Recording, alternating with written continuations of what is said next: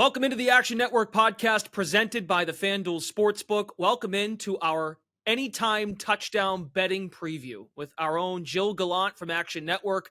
Your host today, Brendan Glasheen. I'm tossing Jill the softballs, and he's just going to hit it out of the park as it pertains to how to bet touchdowns this coming NFL season. This is Jill's second go-around with Action Network, and we did this kind of show last year, Jill. I really enjoyed it. I feel way more comfortable now than I did a year ago. But I must ask this question, and I think through your answer, people will understand, because I think folks go into any game. It's any NFL Sunday, Monday, Thursday. We'll dive into the intricacies of primetime spots as well during this, but the do's and don'ts, the nuts and bolts to betting touchdowns. But why does Jill Gallant specialize in touchdown betting, and why do you love it so much? Sure, and that's a great question, Brendan. So I've been betting on anytime touchdown props really since 2017, and the market has slowly expanded each year with each new season.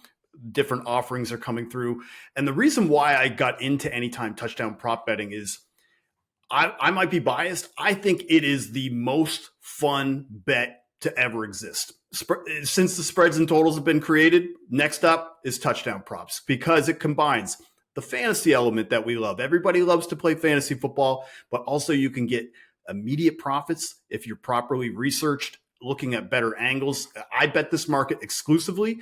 Now, this past season, I had a big hiccup with how many touchdowns we had come through. We saw a significant drop in touchdowns across the board.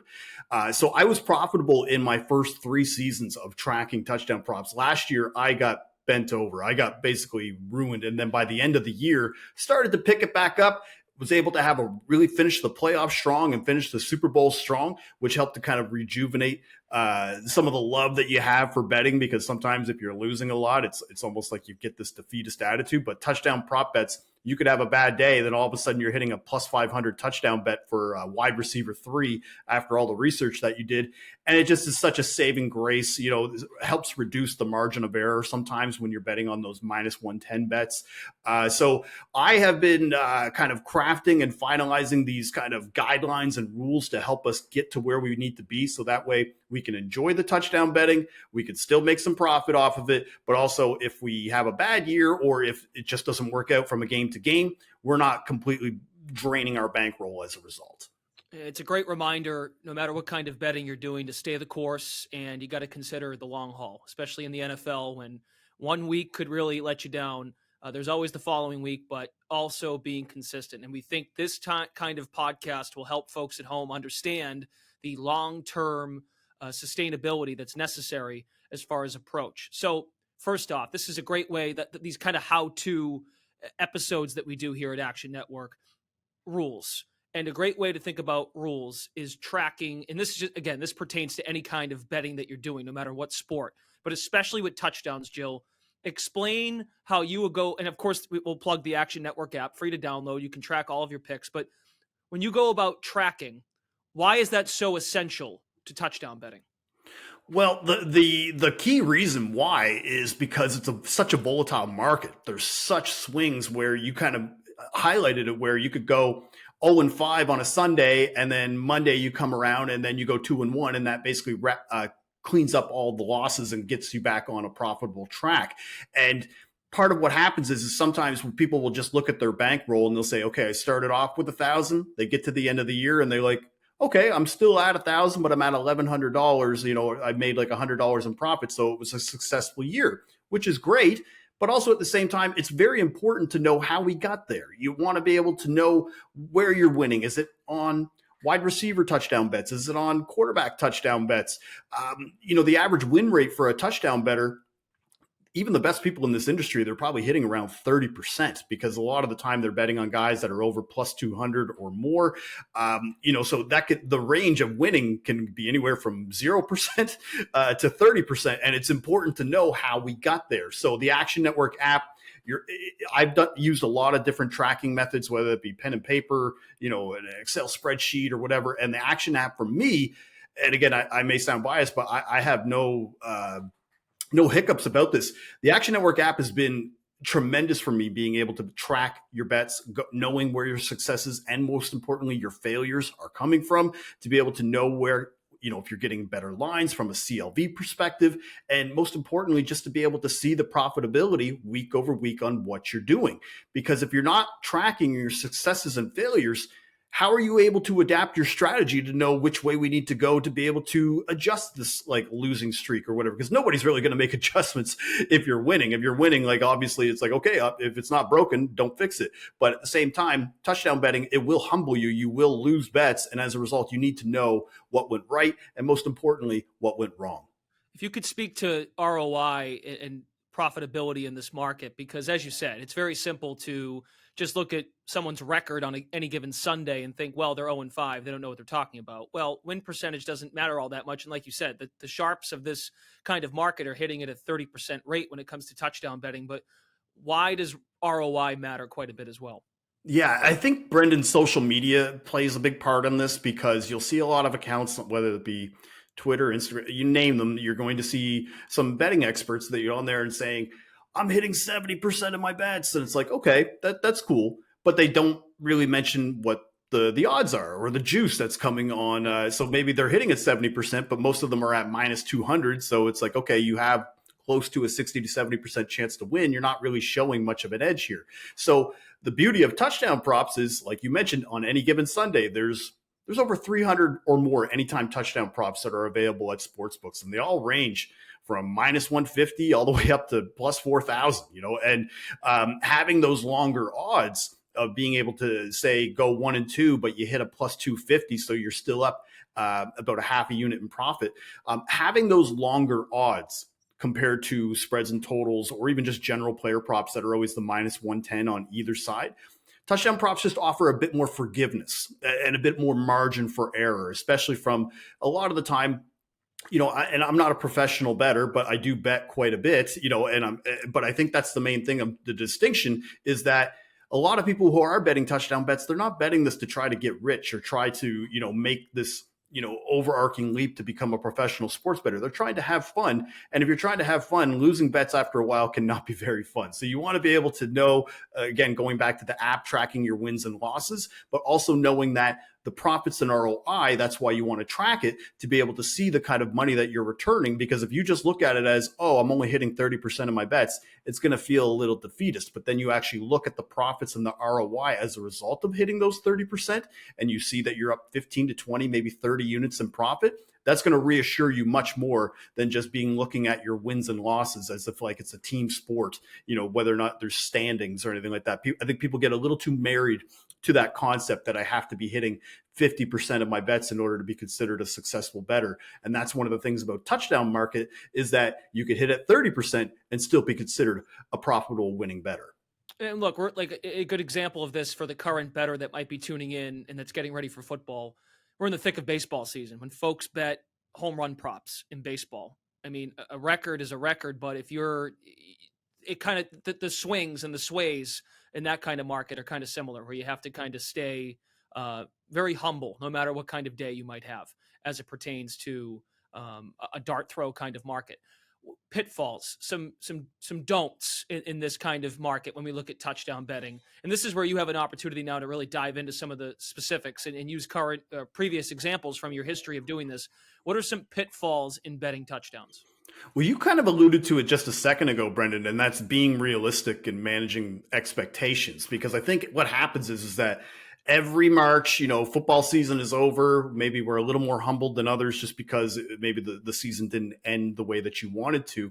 And then there'll be this gap of, 200 or more days where you're not betting on football. And then all of a sudden you get close to week 1 and you see bettors just with this like uninhibited level of confidence, dude, like that can only be rivaled by guys who like wear Speedos at the beach. Like, you know what I mean? Like guys at the airport are like, you know what? I think I could land that plane. Like, just the idea of where their confidence level is through the roof. And they're not remembering or even realizing that don't forget that there's highs and lows. You've got to manage your expectations with touchdown betting and keeping that even keel, trusting your process. I find another thing too is it's all about the mentals too, is finding ways to help your mind, whether it be diet, rest, meditation. Like you got to think, I'm on the East Coast. I'm up till 1, 2 in the morning watching, a Sunday night football game. And then I'm back up Monday morning because I have young kids. And then I'm already looking at Monday Night Football. If my sleep and diet aren't kind of on the pace of what I need to be, I am just so sluggish every other day of being able to analyze and cap these games. So anything that can keep your mind clear and get rid of that negativity is one of the things that I would add as well. But a pitfall, dude, right off the hop. And again, this one ruffled feathers last year. I'm not trying to do this again, but parlaying touchdown bets can be a little troublesome. Now, I'm not saying not to parlay touchdown bets, but you almost have to treat parlaying, and this goes for really parlaying in general, but touchdown bets specifically when you're starting to parlay guys that are plus 400 with another plus 400, you got to almost treat it like it's dessert or like junk food. It's okay to have a treat or have a nice dessert after a great meal, but it can't be your whole diet. And you can't just go in and have supper and be like, okay, I'm going to have ice cream with a side of this, and you could just skip the chicken. You know, you can't do that if you're betting touchdown scores. You got to keep dessert or parlays to a minimum with a lower stake. So what I do, and this is a good suggestion, is what my buddies and I do, we do something called the 180 challenge, where we each submit to each other. It's a group of 5 of us, and we each submit a $10 parlay on behalf of each other. And it's called the 180 challenge. I put a $10 parlay in, my buddy puts a $10 parlay in, and then what it does is it gives you 4 or 5 parlay tickets to root for and scratch that itch, but your only investment was $10, but you put all the profits together and then you just split the profits 4 ways, whatever your group is. But that gives you that ability to be able to have some parlay touchdown tickets in, but you're not necessarily putting in your entire bankroll just strictly focused on that. Then you know that you're only in for about 10, 15, maybe $20 at the most. And touchdown bets are already super volatile because any player can just leave the game on any play. Like it could be just a little nick up, you know, they're down already by 20. You know what? We're just going to call it. I just think that people should save themselves the heartbreak of a losing parlay from injury. So that way you're only investing kind of minimal stake to be able to be invested in it and more play with the straights. And to be clear, the 180 challenge is because there's 18 weeks in the regular season. That's correct. So you're essentially, what you're trying to do is you're trying to put in like an 18-1 parlay each week or more. So that way you at least make your full season's worth of investment back.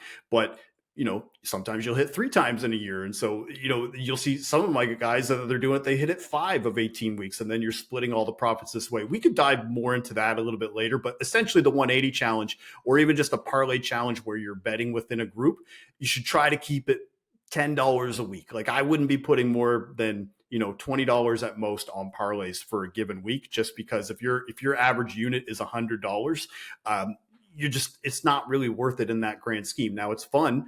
And again, it's recreational, but at the same time, it's one of those things that if you start going down that road where that's the majority of your stake instead of betting on straights, I've seen it too many times. Guys are just going to lose their entire bankroll, get dejected, and then maybe start having to chase, you know, for the Sunday night football game or Monday night football game to try to make up for those losses. It's just a path that is not, it's dark. It's not very fun. It's lonely. I would just not recommend to do that. So parlays, again, bet them, but bet them responsibly. Like you have to be responsible. It's no different than managing your bankroll if you have to be able to pay rent or pay your bills. Just that kind of mindset. Now, the next thing that I would say is a pitfall, though, Glash, is touchdown scores with minus odds. So on a given week, there's about 30 to 35 players per week with minus odds. And one of those players, we talked about him last year, Jonathan Taylor. Now, Jonathan Taylor got a little nicked up this year. So by the time it was like week 7, the way that the Colts were playing, you know, you started to see his odds closer to probably plus 150, you know, in that range for a starting running back. But and just to play off of that, we were, last year was our first. So this is Jill's second year working at Action Network. Jonathan Taylor had an unbelievable COVID season. And that is why he emerged as that dude, because he was in the MVP conversation. So 100%. Looking at the early part of 2022 for Jonathan Taylor was a result of how well he played in 2021. Just speaking to the early weeks of last year. No, great clarification. And somebody who was a good example of the way that Jonathan Taylor was in 2021 is Travis Kelce in 2022. And one of the few players that has minus odds routinely week to week. And don't get me wrong, Travis Kelce, he's the man. Like 12 touchdowns last year. It's probably going to be a first-round pick in most people's fantasy drafts. And likely he's going to have double-digit touchdowns again. But let's just look at 2022. So in 17 games, because he played the full season, Yeah. He had 15 of 17 games, he was minus odds. So even though he scored 12 touchdowns, for example, 2 of those games, he had a 3-touchdown game and a 4-touchdown game. And if you would just bet him 1 unit per game for all 17 games, he would have actually been down about 4.5 units in profit for the season for his anytime touchdown props. And just for reference, like I track all the touchdown prop odds for every player, for every team. If you just go look at the Chiefs, he was 11th on the Chiefs in touchdown profits last year. Like you would have had better luck just betting on Justin Watson every week. And he would have hit 1 week because he did score week 2 against the Chargers. And it was like plus 800 because McCole Hardman went down. And you would have been up profit for the entire year if you had just went on a periphery guy like Justin Taylor or Justin Watson instead of just trying to bank on Travis Kelce and getting those profits because he's usually around the minus 120 to minus 140 range. And if you don't if you don't have to look all that far to see, Jerick McKinnon had 9 receiving touchdowns last year. He's not far behind the top receiving touchdown leaders from last year. Absolutely. And so when betting at minus odds, just overall, it's a losing proposition. So here's another reason why I try to tell people to avoid this. So last year in 2022, there were 278 instances of a player being at minus odds. So 135 of those times somebody scored. So just for reference, that's 48.5%.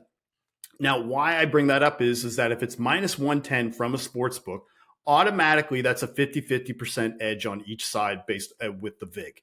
But if you're looking at somebody just at this course of this past season where you're knowing that minus odds players hit at 48%, when you bet into a minus touchdown score, you're pretty much giving up a 2% edge right before you bet. And that edge that you have just gets worse as the number goes up. So if you're looking at a Derrick Henry at like minus 150 or, Christian McCaffrey, I've seen him as high as minus 175. Now, these guys are great players, but they're just not going to score every week. That's really the reality. So, and books are much sharper now and they don't offer a no touchdown option. You either have it's yes or nothing. So you'll hit on occasion when you bet on minus touchdown guys, but really there's just so much value elsewhere that I would just say to look a little bit farther down the list or maybe don't bet that game. There's so many other football games going on throughout the course of a season.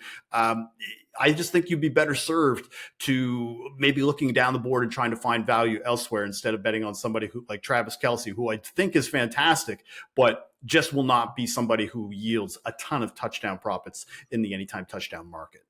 We'll dive into the use of good data versus bad data in a second, and it's not so much the why, because you've kind of explained the why, but how does Gilles Gallant utilize odds comparison tools in terms of going week to week? Yeah, I mean, the reason why you have to look at odds comparison tools, and Action Network has a fantastic tool on their app where you're able to see every single player for every single game for all the different sports books in your state to be able to compare the odds on what's being offered, because touchdown scorer odds vary heavily from sportsbook to sportsbook. And the best example is somebody, a friend of the podcast, David Payne, who is our producer, loves to bet on Taysom Hill, for example, with the New Orleans Saints. And his odds range so much from book to book because of what his capability is, because he has the goal line scoring capability. He's gotten red zone targets before in that offense, and his anytime touchdown odds can range from plus 250 sometimes to up to plus 500 in the given week, and depending on the sports book. So as I said, using the Action app and using our odds comparison tool will make sure that you're getting the best value, because you don't want to leave money on the table as you're going through this. And having multiple sportsbook accounts is also one other thing that I would recommend. So if you have that odds comparison tool, but you only have one sportsbook set up, it's best practice to have at least, if there's 5 sports books in your state, you should have an account with all 5 of them to be able to go between books and being able to find the best value. Because that's what happens over a course of a season, is that if you're just married to a specific sports book and that's the only sports book that you like, there's a good chance that you're leaving money on the table because you didn't decide to go just shop around and look elsewhere. So you use Travis Kelce as an example. I would even look at now the way the quarterback position has evolved and the rushing capability of a Jalen Hurts or a Josh Allen. Even in some circumstances, guys that aren't as mobile, or Lamar Jackson is another one who really, in most cases, as you've highlighted, like he could be featured as, in terms of odds, as having running back odds, goal line back kind of odds. So goal line stats are important. I know one thing you brought up, and I'm not trying to steal your thunder, just using these as historical points from when we worked together last year. Red zone target share is a number that you look at. So it's important not to just look at the box score or just go to any sort of generic mainstream media site and see, well, Travis Kelce has 3 touchdowns in his last 2 games. What stats are important to you? And also take us behind the curtain a bit in terms of the odds. Which ones are already baked in? So why that's important to decipher? Yes, and not all stats are created equal. Like obviously the traditional stats, like you mentioned, like targets and receptions, it's important to know that when betting on a wide receiver touchdown prop. I'm not going to pretend like those aren't important factors, but a lot of that stuff is kind of already baked into the odds. So one guy that I look at, Deontay Johnson with the Pittsburgh Steelers, amazing wide receiver, finished with 147 targets. That was more than A.J. Brown. That was more than Amari Cooper. Those 2 wide receivers, they combined for close to 20 touchdowns. But once you start to look a little deeper into the stats, like the routes run, red zone targets, the cornerback matchups, the overall target share and pass attempts or yardage per pass attempt, who's throwing the damn ball, like a Mitch Trubisky or a Kenny Pickett. Like then you could start to look at something as simple as just catchable ball rate in the red zone. Deontay Johnson last year, his catchable ball rate in the red zone was 35%. The median for that stat is around 50%. It's 49.8. I'll round up to 50 just for sakes. But then another thing that you can look at is if you like red zone targets, you could look a little deeper into those red zone targets. So in 17 games, Deontay Johnson only had 5 red zone targets when the Steelers were inside the 10-yard line. Because a lot of the time what they were doing was they were going back to Najee Harris, or they would, Kenny Pickett ran for 3 touchdowns in his first 2 games. Mitch Trubisky ran for another touchdown as well. And what was happening by the time we're getting to week 16 with a guy who's so talented like Deontay Johnson, books just feasted off of he's due, I mean, look at the targets. We got to bet him, and it's like, no, you don't. Like, not when the rookie quarterback doesn't throw farther than 5 yards per pass attempt, or the Steelers just refuse to run a passing play within the red zone. They had the lowest red zone pass rate as well this past year. So that's another thing that you could look at as far as diving a little bit deeper into just red zone targets. And once you start to factor in more data than just the surface stats and knowing that there's a box score, that box score context is key, your touchdown betting and research will just open up exponentially as far as angles and ways that you want to attack the market. Interesting. That's a great example too. I think Kenny Pickett, for the record, will be better this year. He's actually kind of underrated in my opinion, but it depends. Yeah. Well, it depends also, but I think if you could dive in just on the receiver note, what kinds of receivers that you're betting on too matters, right? Like that doesn't require stats. That also requires watching the games, and there is statistical support to this, but it just proves that looking at a box score and seeing 8 to 10 targets a game doesn't mean jack, unless it's happening. Go ahead. And Brendan, I was going to say the 2 things that you can look at is you can see how teams defend the slot, because a lot of offenses have changed now because of the Kansas City Chiefs and their deep throw. They're playing too high safety now to prevent those over the top throws. We saw the details in that in the quarterback documentary on Netflix. Patrick Mahomes was breaking that down. Yeah, it's a good call. And so as a result, the slot and the over the middle is wide open as opposed to what we saw 2 or 3 years ago. So this past year, you could even just look up to see that the Chiefs and the Buccaneers were actually bottom 2 in the NFL in touchdowns allowed from the slot. So you just saw it in this past playoffs. You saw Dallas Goedert and A.J. Brown were able to kind of get open and what they could do in the Super Bowl. Christian Kirk scored a touchdown against the Chiefs right away. Dalton Schultz, same thing in the playoffs, scored against the Bucs. You're starting to see where the key things like that, like in the slot, are actually being more efficient than just seeing the general targets and receptions of whether or not that's actually viable. But I wanted to go back to one thing that you were talking about, which is specifically the quarterbacks. And because that to me is the most notable thing of what we've seen over the last 3 years about how quarterback value in general, like the touchdown market, you're seeing books be much sharper now. Where a few years ago, back when Tom Brady, his last year with the Patriots, you could get him close to like 25-1 to score a touchdown. And now, or prior to his retirement in his final year, you weren't seeing odds better than 7-1. And it's not like he all of a sudden became, Jalen Hurts out there where he's juking guys. Like, there's only really one way that Tom Brady scores a touchdown, and he just falls in at the 1 yard line. And he'd tell you that Madden was not fair to him as far as his speed ratings were. But yeah, you're right. It was either he's falling down the classic Brady QB sneak, goal line, or just for a first down. But so the casual bettor, you would immediately look at the quarterback markets and think of all the quarterbacks, and you'd think, well, who was the most profitable quarterback in 2022? It had to be Jalen Hurts, right? Jalen Hurts, he ran for 13 touchdowns. He scored in 9 of 15 games. The problem with a guy like Jalen Hurts or Josh Allen or Lamar Jackson, and why it's difficult to want to bet on those guys week to week every week, is that their odds are around, even money to about plus 120 each week. So if you had bet on Jalen Hurts every week for those 15 games that he played, you would have made about 3.9 units in profit. Not bad. But then you look at the rest of the team and you look at Gardner Minshew, who only played 2 games, and he ran for a touchdown against the Cowboys. And if you would just bet him, you would have been up about 5 units in profit for the year, which is why it's hilarious that, sometimes I think we're always trying to find the guy that that's going to score because we want a winner, when really we should be looking at the best value on what's available. So from a quarterback standpoint, this past year, the most profitable quarterback was Joe Burrow. He was about 17.7 units if you would bet him every game. His biggest score of the season was around plus 750 when he scored a beautiful running touchdown against the Saints, where it wasn't like this, 5-yard fall in, like he ran for a good 20 to 25 yards. Yeah. And he kind of took that crown from Ryan Tannehill, who was my guy in 2021 and 2020. That guy, combined, he was the most profitable quarterback to run in each of those seasons.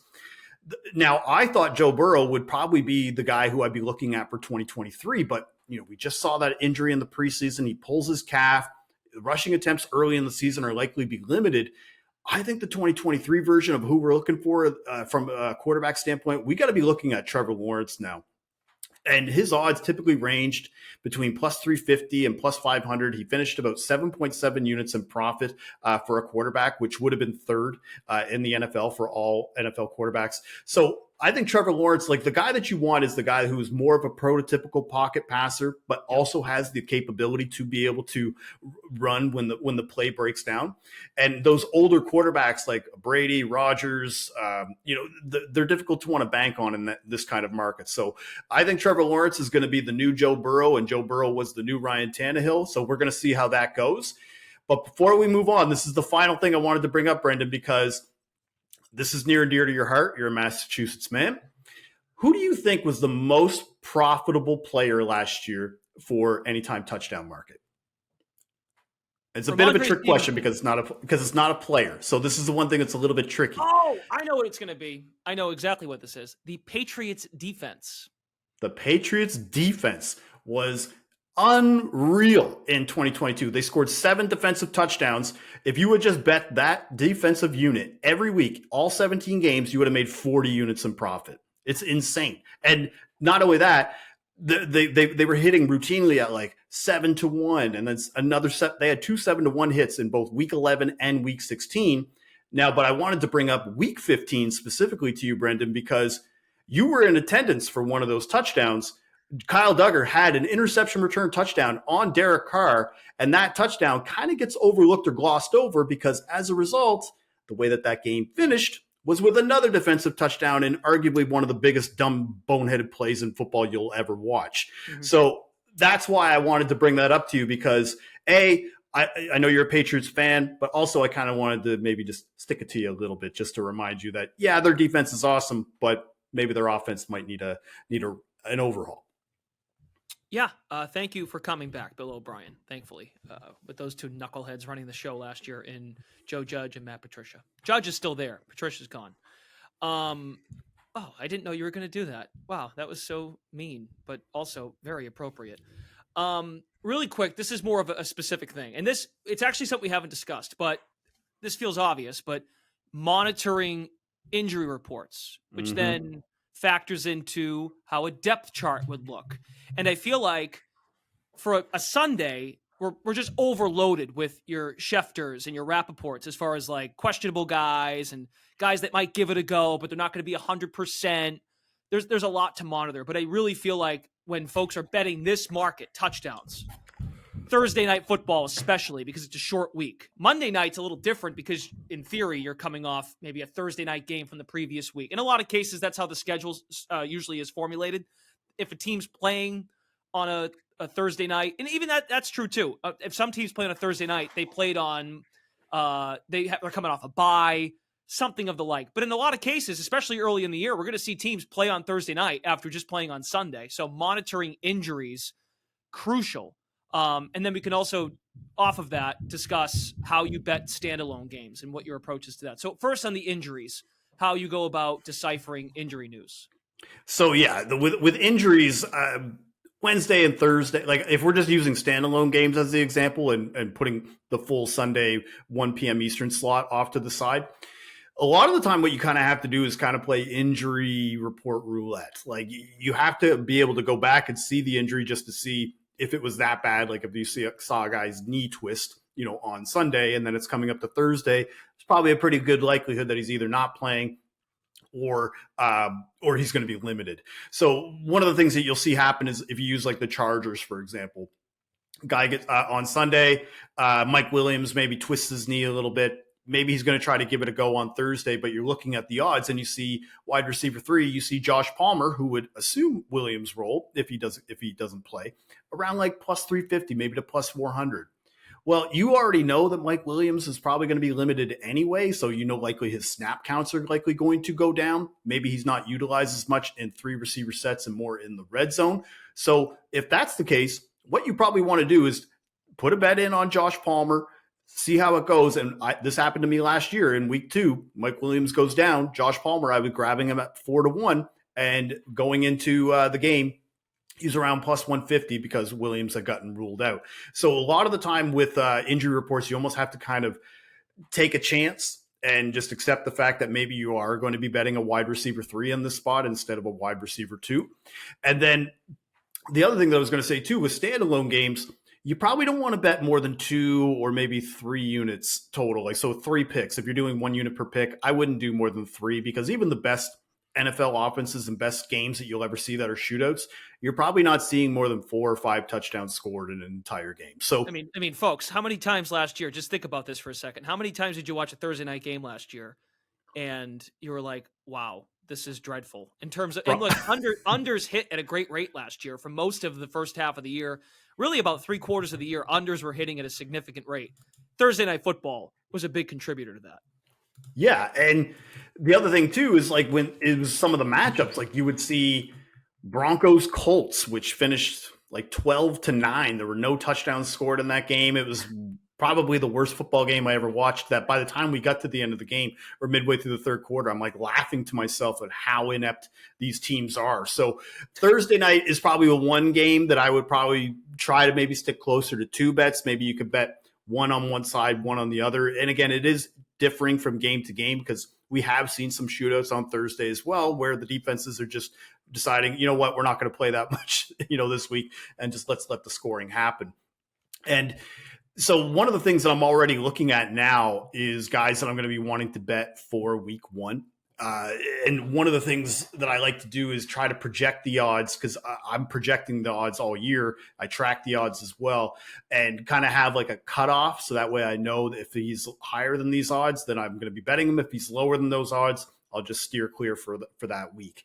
And the first guy that I was looking at is David Njoku with the Cleveland Browns. He's one of my fave guys to bet for anytime touchdown props. But here's something that, again, I'm going to be sharing on the Action Network as we get closer to the end of the month. You don't really want to bet on David Njoku outside of AFC North games because he has scored 19 touchdowns in his career. He has played 27 games against AFC North opponents, 52 games against out-of-division teams.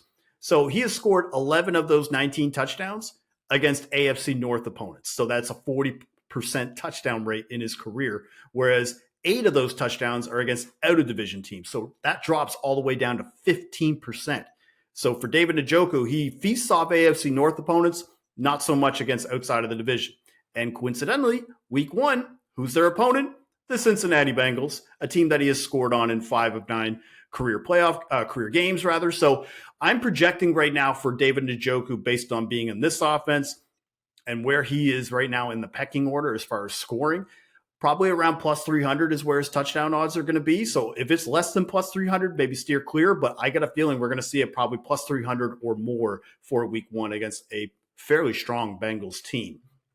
But in the NFC, one guy that I'm looking at immediately right now is Van Jefferson, who's going to be now in this wide receiver 2 slot. Everybody was all over Allen Robinson last year, knowing that Cooper Kupp was going to get the majority of the looks and the targets and that he was going to get the majority of the defensive attention. So Allen Robinson, in theory, should have had a decent season, but he was just washed and just did not fit well in that Rams offense, whereas Van Jefferson has been amazing with Sean McVay in this offense. Over the last 2 years, Van Jefferson is the most profitable Ram right now with 9 touchdowns in 28 games. His average touchdown odds with Matt Stafford at quarterback is around plus 220. And now Kupp and Stafford are both projected back for week 1. So I'm projecting Van Jefferson's week line around plus 190, hoping FanDuel will do us a solid and give us a nice plus 190. But this would be my cutoff. I wouldn't bet him any lower than that. And the final guy, I mean, you know where I'm going with this, Brandon. We're taking Dawson Knox, and really the rule is that you always want to look at him when he is over plus 200. It's a very simple rule, but it has done me very well. For example, in 9 games this year, he was over plus 200, and he scored in 6 of them. And he scored 6 total touchdowns in 2022. So what does that tell you? Is that when he's over plus 200 and sportsbooks are maybe not giving him that favorable treatment, that's when he seems to be able to excel because he's a strong red zone threat in this offense. 5 of his 6 touchdowns were scored from that distance. The fly in the ointment is that they drafted a first-round pick, a tight end in Dalton Kincaid out of Utah. So both are likely going to get used a lot in 11 personnel. I'm still going to opt for Knox in this spot just based on the rapport that he has with Josh Allen. Plus, the other thing, too, is to maybe think, okay, they're drafting a first-round tight end. This could be tricky. This might be Dawson Knox. He might get cut. They just paid Dawson Knox before the start of the 2022 year. He's still got a ton of guaranteed money left on his deal, so he's not going anywhere. So they're going to be using him a lot in this spot. I still think Dawson Knox is the guy that you want to bet over Dalton Kincaid. But again, it depends on the odds. If he's less than plus 200, maybe steer clear, maybe start to consider Kincaid. But I think for week 1 right now, looking at the Bills' schedule, you're going to get him around plus 220. All right, and they are at the New York Jets, Monday Night Football. So there's a standalone example that Joe Gallant is already on for week 1. This was fun. I always enjoy this. I'm looking forward to it. I already feel so prepared now that this is my second year doing this show with you, but hopefully folks that did catch you last year, you're doing the Touchdown show again this year with Action Network each Sunday. That's correct, right? That's right. Yeah, the Touchdown show will be right after Convince Me. It's going to air around 10:30 a.m. Eastern on the Action YouTube page. So make sure to go like and subscribe for that. And the primetime games, I'm going to have touchdown picks for every primetime game. There's likely going to be a video that's released on social media and YouTube so you can see my analysis and see which way that I'm picking. They'll also be available on the Action Network app, so you can download the app and be able to get the picks maybe before the content comes out. And also I'll be tracking the weekly NFL Anytime touchdown odds. So I'll be sharing that every Tuesday to show like who was the biggest hit of the week, who's the most profitable guy, all that stuff to be able to help you with your touchdown bets for the 2023 NFL season. I can't wait till a tight end 6 scores in like week 3, and Jill is going to share that information. It's going to be great. Joe Gallant, Action Network contributor. Catch him during the season, leading up to the season as well. If he adds anything else as odds start to come out for week 1. For now, it's just totals and sides. So we'll once those odds come out, though, I'm sure Jill will be very busy in the free-to-download Action Network app. That concludes our Anytime Touchdown betting preview for the 2023 NFL season. For Joe Gallant, I'm Brendan Glasheen. Thanks for tuning in to the Action Network podcast presented by FanDuel. We'll talk to you again real soon.